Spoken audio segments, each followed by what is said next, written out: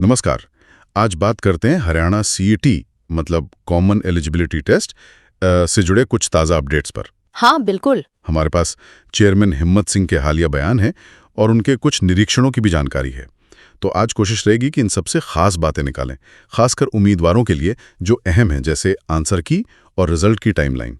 Chairman काफ़ी active दिख रहे हैं उसमें, देखते हैं क्या चल रहा है। बिल्कुल। और इसमें जो सबसे सीधी और महत्वपूर्ण जानकारी आई है वो टाइमलाइन को लेकर ही है। चेयरमैन हिम्मत सिंह ने साफ कहा है कि सीईटी परीक्षा की जो आंसर की है वो अगले 2 दिन में आ जाएगी। 2 दिन में? ये तो काफ़ी तेज़ है। हाँ, तेजी तो है। लगता है प्रक्रिया को जल्दी आगे बढ़ाने का इरादा है।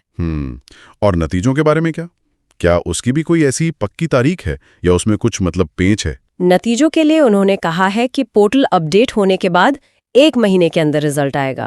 पोर्टल अपडेट के बाद? हाँ, और ये पोर्टल अपडेट वाली बात जरूर ध्यान देने वाली है। ये सिर्फ कोई टेक्निकल शब्द नहीं लग रहा। ऐसा लगता है कि रिजल्ट की घोषणा इसी पर टिकी हुई है। अच्छा। मतलब आंसर की तो जल्दी आ जाएगी शायद, पर फाइनल रिजल्ट के लिए इस पोर्टल अपडेट का इंतजार करना होगा। तो ये पोर्टल अपडेट ये अपने आप में एक माइलस्टोन बन गया है। हाँ, कह सकते हैं। क्या कुछ अंदाजा है सूत्रों से कि ये अपडेट किस तरह का होगा? मतलब क्या इसमें डेटा फाइनल करना है या स्कोर कार्ड सिस्टम तैयार करना है, ऐसा कुछ? देखिए, सूत्रों में इतनी गहराई से तो नहीं बताया गया है, लेकिन आमतौर पर ऐसे अपडेट्स में यही सब होता है। जैसे डेटा को फाइनल चेक करना, कोई सिक्योरिटी जांच बाकी हो तो वो पूरी करना, या फिर वो जो स्कोर दिखाने का सिस्टम होता है ना, उसे बिल्कुल तैयार करना। तो ये एक जरूरी टेक्निकल स्टेप लगता है। शायद इसके बिना रिजल्ट देना मुमकिन ना हो। तो कैंडिडेट्स को इस पर नजर रखनी पड़ेगी। हाँ, ये क्लैरिटी जरूरी थी। अच्छा, टाइमलाइन के अलावा चेयरमैन की एक्टिविटी पर भी बात हो रही है। सुना है वो खुद जींद गए थे एग्जाम सेंटर देखने, डीसी और एसपी के साथ। हाँ, ये खबर भी आई है। जींद जिले में परीक्षा केंद्र का दौरा किया उन्होंने, और साथ में जैसा आपने कहा, जिला उपायुक्त मोहम्मद इमरान रजा और एसपी कुलदीप सिंह भी थे। तो क्या ये सिर्फ एक रूटीन विजिट मानी जाए या इसका कोई गहरा मतलब भी है? मुझे लगता है इसे सिर्फ रूटीन कहना शायद सही ना हो। जब चेयरमैन खुद इतने बड़े अधिकारियों के साथ सेंटर पर पहुंचते हैं तो ये प्रशासन की गंभीरता दिखाता है। सही। खासकर परीक्षा की निष्पक्षता को लेकर। और ये भी मत भूलिए कि ये परीक्षा पूरे 3 साल बाद हो रही है। हाँ, ये भी एक बड़ा फैक्टर है। बिल्कुल। इस लंबे इंतजार ने इसका महत्व और भी बढ़ा दिया है। और शायद इसी लंबे इंतजार और महत्व की वजह से अटेंडेंस इतनी ज्यादा रही होगी। तीज का त्योहार था, उसके ठीक बाद भी 99% अटेंडेंस। ये आंकड़ा तो चौंकाता है। बिल्कुल चौंकाता है।